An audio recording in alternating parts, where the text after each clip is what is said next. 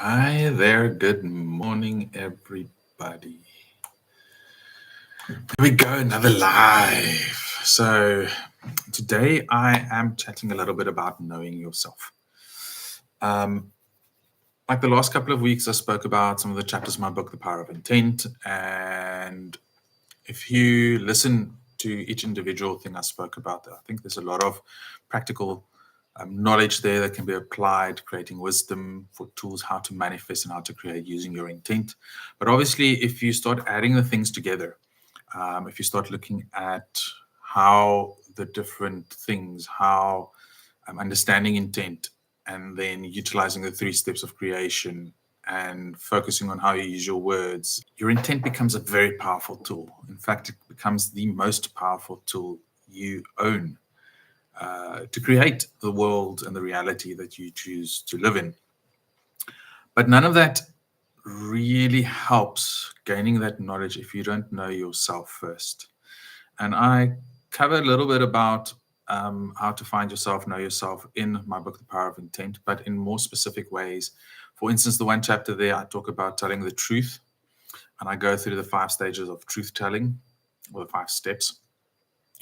And those steps are: number 1, tell the truth about yourself to yourself. Number 2, tell the truth about another to yourself. Step number 3 is tell the truth about yourself to another. Step 4 is tell the truth about another to that other. And then step 5 is tell the truth about everything to everyone. And it starts with telling the truth about yourself to yourself. And I don't want to cover that specifically today, but that's part of what I want to bring in with when I talk about knowing yourself. You can have all the self-help books, you can have gurus, you can yoga, you can exercise, you can mantra, you can meditate, you can do all that kind of stuff. If you don't know yourself, you're not going to create the reality that you want. One of the most difficult things for a lot of good people to answer is, what do you want? What brings you joy? What do you choose to manifest? Now, we all have the big picture.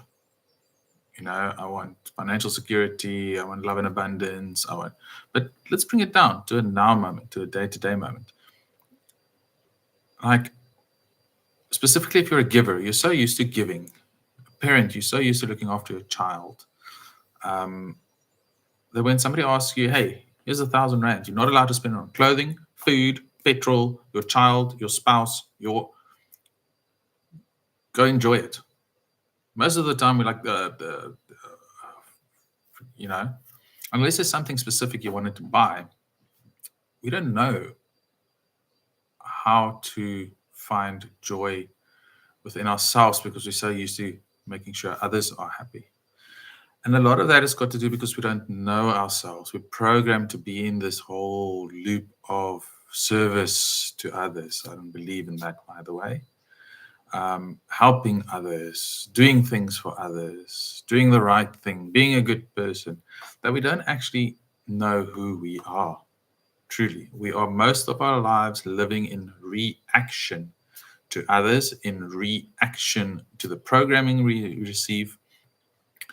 And most of the time, we are not acting out of authenticity, out of who we truly are.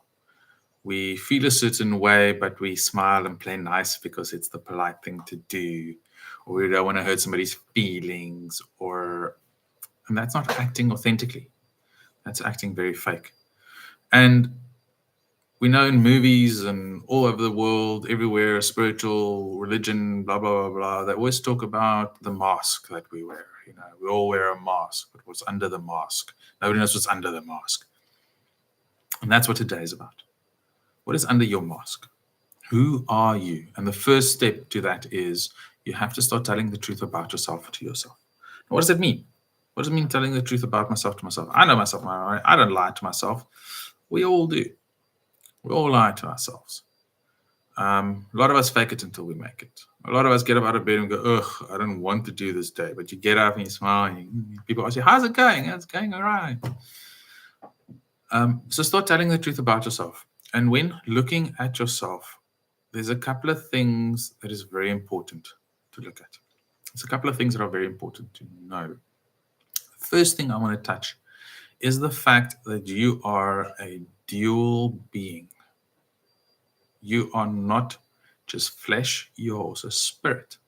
You are not just ego, you are also spirit. You are not just spirit, but you are also mind. So I'm not trying to say you only have two facets. I'm trying to say you are this multi-dimensional, multi-construct of a being experiencing this reality. So we can't go and say, oh, well, to be spiritual, you have to cut off your ego, because your ego is part of you. You can't say, oh, but to meditate, probably have to quiet your mind, but your thoughts are part of you. Meditation is not about quieting the mind, it's about acknowledging the thoughts. So when it comes to knowing yourself, when it comes to looking inward, researching yourself, there's so much more you can find when you start being truthful about what you see, rather than trying to brush it off because of programming and teachings. And gaining self-knowledge is way more powerful than acquiring knowledge from outside, right? Because that's other people's knowledge. And if you acquire other people's knowledge without knowing who you are, you will not know how to accurately, in a positive, powerful manner, apply that knowledge that you're getting from other people in order to make it wisdom and affect your life in a positive way, because you'll be applying things to parts of yourself that you're lying about or not even understanding or not knowing. And you're not to blame for not knowing yourself. Part of it's got to do with your upbringing, programming we receive. I've spoken about this many times, the programs we watch, the doom scrolling we do, the things we listen to, the music we sing, the friends we surround ourselves with. A lot of these things affect us in such a way that we don't know ourselves, that we don't want to know ourselves, because we are told the darkness is ugly, and we are told the ego is wrong, and we are told your belief system is not in the right God, and we're constantly being broken down instead of being uplifted. We're constantly being forced to hide from others, thus ourselves including, rather than uplifted to know who we truly are in order to uplift others. I, for instance, would much rather have 5 friends that know me, know who I am, know what I believe, know what I do, see me, judge me on my deeds, and have trust and faith in me the same as I have in them, regardless of what mood I'm in, what I'm going through, what I say, what I believe, what I eat, what label I'm attached, vegan, vegetarian, meatarian, carnivore, what. I'd rather have those friends than have 10,000 people around me who don't know who I am, who paint this picture of me that I'm not. So how do you know yourself? How do you start getting that internal knowledge? Well, what I said is you have to start looking within, and you have to be truthful about what you see. What is your good traits? Make a list of 10. What is your bad traits? And don't say, I don't have any bad traits. That's where we're starting. We all have bad traits. What are they? What are the bad habits? What are the good habits? And just acknowledge them. That's all you do when you start, is you acknowledge, this is me. I am selfish, but kind. I am intellectual, but that causes me to overthink sometimes. I am spiritually very knowledgeable, but frustrated that I can't implement it. Look at all these things. Just acknowledge them to start off with. Who are you? And be truthful. Be truthful who you are. Don't lie to yourself, right? Once you then look at these things, you can then go further and say, okay, what don't I like? I don't like the fact that I'm addicted to coffee. Okay. And let that sit. Acknowledge the things you don't like. Because the things you don't like, you can do something about it. The things you like, you don't have to do anything about it. You don't have to change it. You don't have to do nothing because you like them.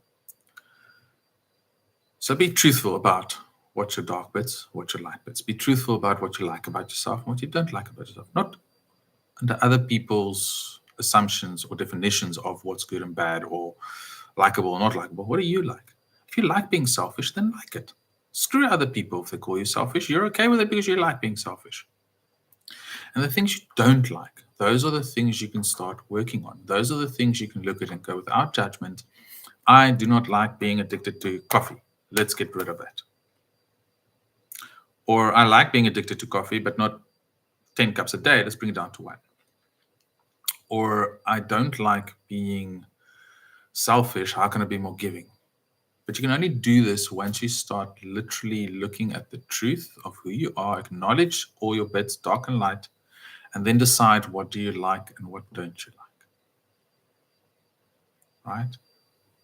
But you can only do these things when you take the first step. I call it the first big shift. And that is a shift from gaining knowledge to gaining insight. Gaining external knowledge, other people's information, to gaining internal insight. Who am I? Right?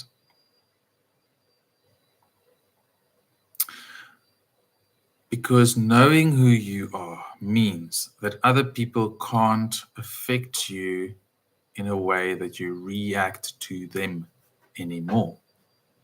Which means your irritation levels are going to go down, which means your fight or flight situations are going to go less adrenaline coursing through your body. Because if you know you're selfish, regardless if you like it or not, if you know you are selfish, and in a conversation, a friend goes, oh, you know, Mario, I wanted to tell you this for a long time, but you're actually really a selfish person. I know. Thank you for acknowledging it. There's no feelings hurt. There's no fighting about it. There's no aggressiveness or anger or fear towards, oh crap, they've seen I'm selfish, or to your friend, or how dare you call me selfish. None of that.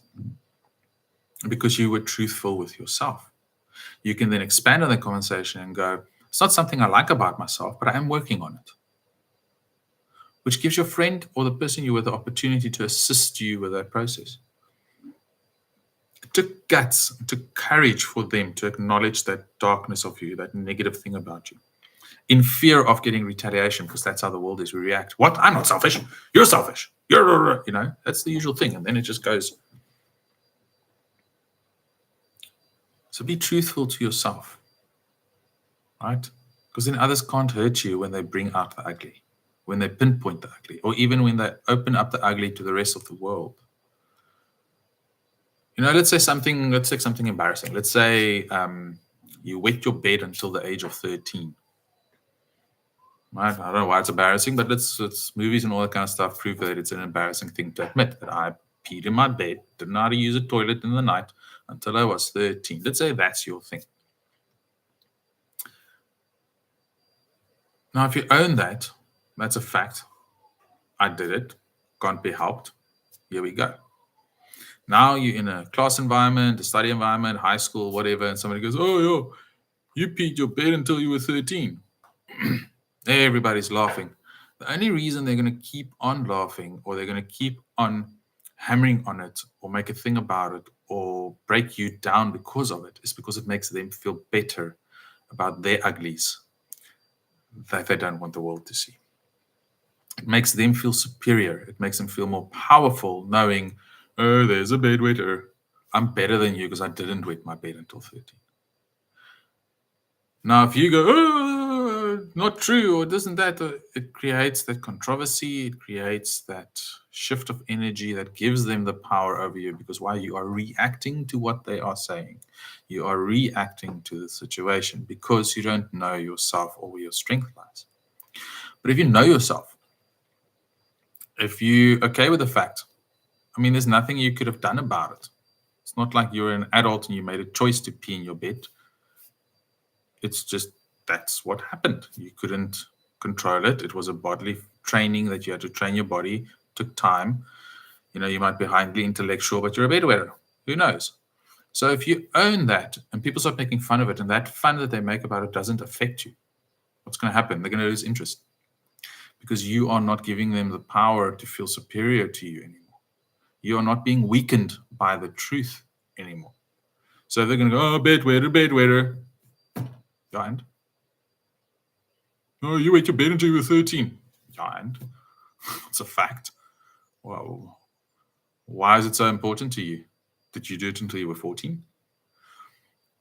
It puts you back in the driver's seat of your own life. It takes that feeling of smallness. It takes that fight or flight, that reaction process away from you, putting you in control, giving you the opportunity to intentfully act as you choose towards the situation. Now, that's not easy, guys. That's not easy. We all have triggers. From upbringing, programming, all these kind of things, we all have triggers. And some people know how to push those buttons, how to touch those triggers.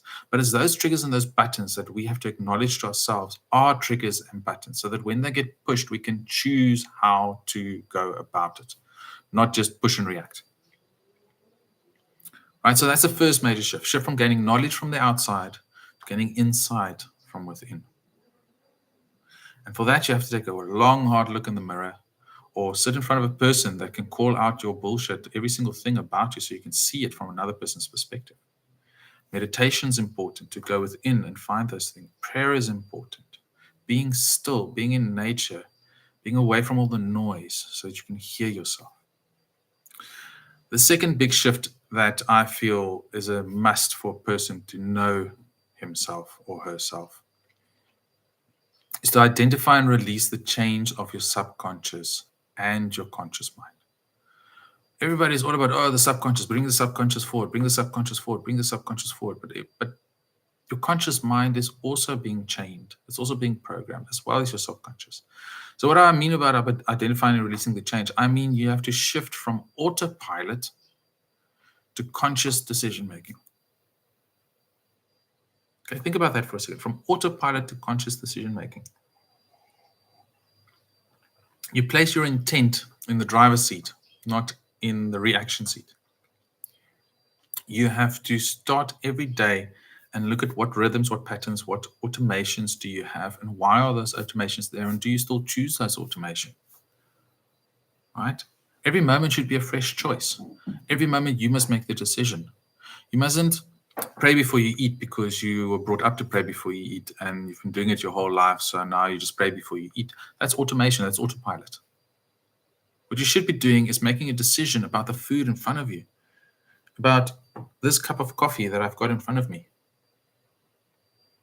Right? Have you ever stopped to think that the beans you're drinking came from a plant?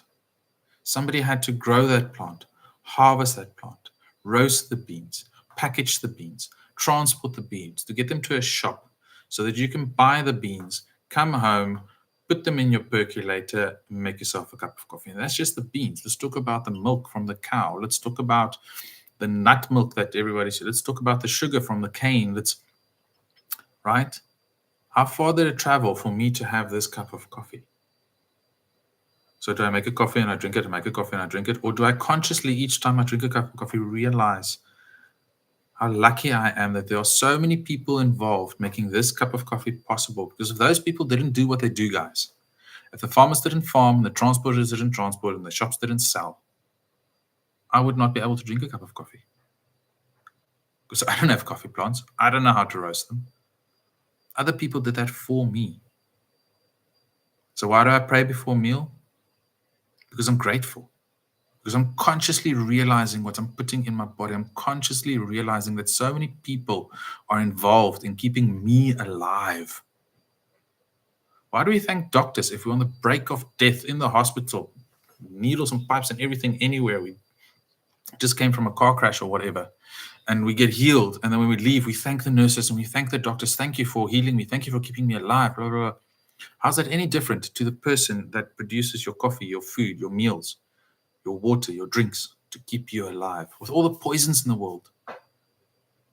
Right? So take that shift from autopilot to conscious thinking. Pray because you are grateful. Thank the food. Thank the Lord. Thank your wife. Thank whoever you need to thank because you're grateful for the meal you have received and the people that brought it to you. Don't just pray because you're praying. Right? Why do you always park the car a certain way? Well, my car can't fit any other way. Okay, well, fantastic. Maybe tomorrow try and reverse it in and see how that changes your life. Think about things, guys. You know, when you open the door for a lady, is it autopilot? You were brought up as a gentleman, you always open the door for a lady? Or do you acknowledge each time when you open that door that you are showing her a courtesy of being there for her, of stepping in front of her and making sure it's safe for her to enter a vehicle? Right? Why do we open a door for a lady? Why is it chivalrous? Because, guys, there can be a murderer in the back seat. Number one, you get in, you're screwed. Number two, your lady gets in and she's screwed. Both of you are screwed because nobody checked.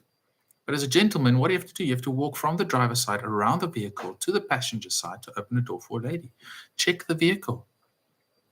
Is there any foreign objects in the vehicle? Did a snake climb in? Did we lock a cat up inside? Is a burglar lying there waiting to hijack us? No. Right, the vehicle's safe. Open the door, milady. You can step into a safe space. Conscious thinking, guys. Conscious decision making. Right? The third step of the fourth that I feel is also very important to know who you truly are and to have your power back in this reality, to experience it to the fullest, is you need to realize that you are programmed. You're programmed. Every day you receive programming, right? From all your devices, people you talk to, cars you drive, food you eat, you get programmed. What to buy, what to say, what to do. Your parents brought you up in a certain way, etc., etc., etc. So you have to realize that to claim your power and to know yourself truly, you have to look at reprogramming yourself on a cellular level, a physical level, a mental level, a spiritual level, and a quantum level, guys. It's not just about, oh, change the shows I watch. That's a start. It's not just about putting my phone down when I go to bed at night instead of doom scrolling until my eyes close. That's a start. But you have to realize that everything inside you has been programmed. Your DNA is programmed, your cells. Right? There's momentum in the movements you do, the way you're going, where your food's going, where your energy's going, where your breath's going, because of how you're programmed. And you have to realize that you have to reprogram that in order to be your true self again. You have to shift the direction with excitement and intent, not just thought, oh, I want to change it. Not just, oh, I have to start exercising. Oh, here I go, and I exercise. No, that's not excitement. It might be intentful. Right? Science has now proven that we've got over, I think, something like 40,000 neurons in the heart. And that the heart sends more information to the brain than the brain sends to the heart.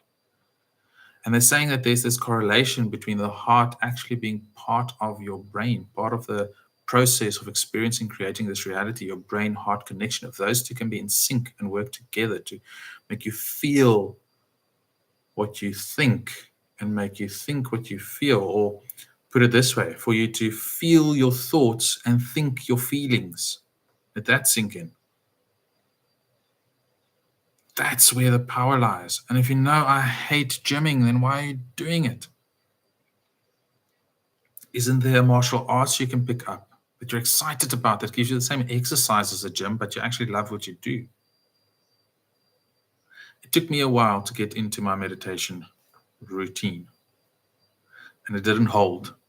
Winter came because I meditated outside. Winter came, yada, yada. Ugh, it's tough. Ugh, I stopped meditating.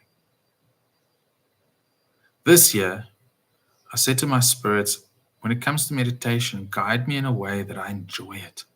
Guys, I'm now addicted to meditation. Right? I've got my morning meditation that I do. Sometimes I find myself later in the afternoon just finding a quiet spot and naturally going into a meditation state.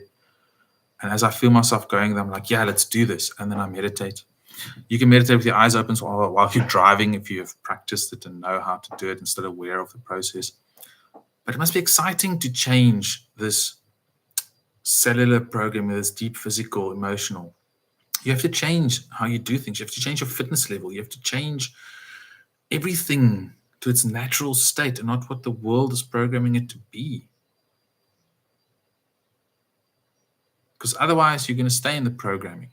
Otherwise, you're going to follow the rules laid out in front of you, and you're never going to have the ownership of recreating the life in the way you want it to be. You're going to be a reactor instead of an action taker. And then what is also very important, the fourth shift, and by no means the final shift, but you have to start walking amongst your tribe, right? You have to sing with the angels, and you have to dance under a star-filled sky. You need to surround yourself with the right environment. So the final shift is you need to shift your neural conditioning with your environment, the place you find yourself. It's very interesting I don't know if they still do it, but back in the days, if you had to go to a Native American Indian, to the healer, the witch doctor, the shaman, and say, I feel dis-ease, I'm feeling sick, I'm not myself. They ask 3 questions to ascertain, number one, how to heal you and what's wrong before they start diagnosing even. And those 3 questions are very simple. When did you stop singing? When did you stop dancing? And when did you stop telling stories? Because if you're not dancing, you're not moving. If you're not singing, you're not vibrating your energy with this reality. If you're not telling stories, you're not using your creativity to share the knowledge and information and the creativity that you have. And those things make us sick if we don't do it. If your environment is not conducive to who you are, you're in the wrong environment. Step out. And guys, this is very, very important. Your environment will always beat your will. All right, I'm going to say it again. Your environment will always beat your will. What do I mean about that? What I mean your environment will always beat your will. What I mean by that is you can do as many mantras in the mornings, affirmations, pull-ups, push-ups, sit-ups, eat healthy, drink healthy, listen to all the beautiful music, listen to self-help tapes, read self-help books. If you step into an environment that is all about keep quiet, don't be an individual, fit in with a crowd, you're worthless, you're nothing, you have to work hard to make very little, you're overweight, if that's your environment, it will always trump what you are trying to do with your own will.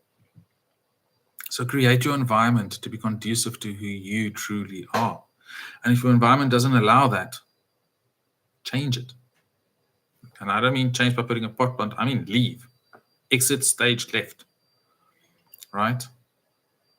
If you surround yourself with 9 meth heads on a daily basis, I promise you before long, you'll be a meth head.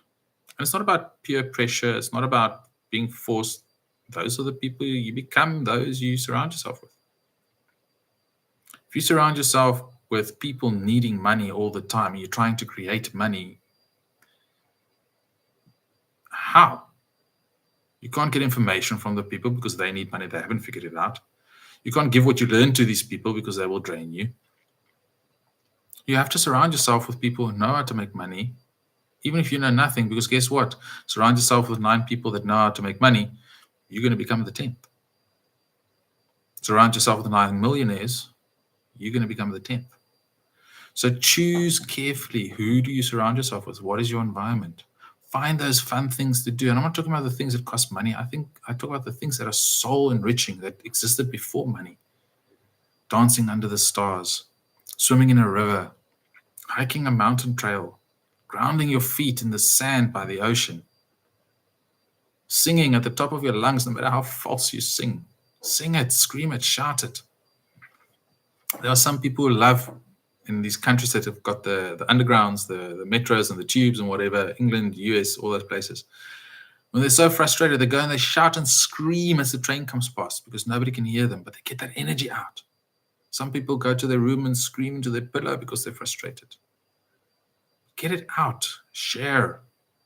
Make sure your environment is conducive to who you are.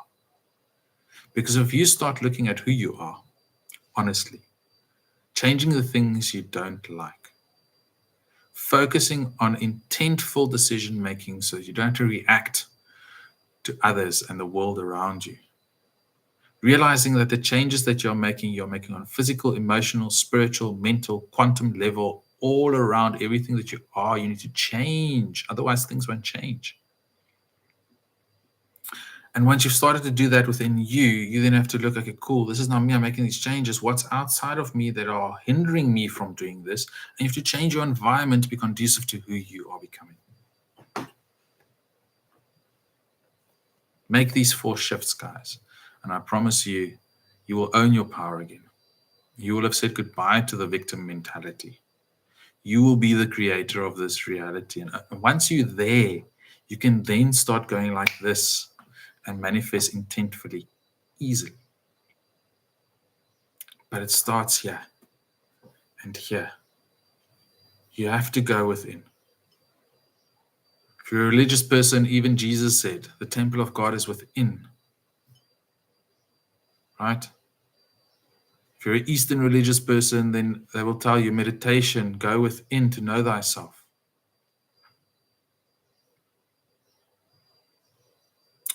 So start the process today. Start looking around you. What is controlling you? What is programming you? What is making you a reactor instead of an active creator? Your environment, the way you think, the shows you watch.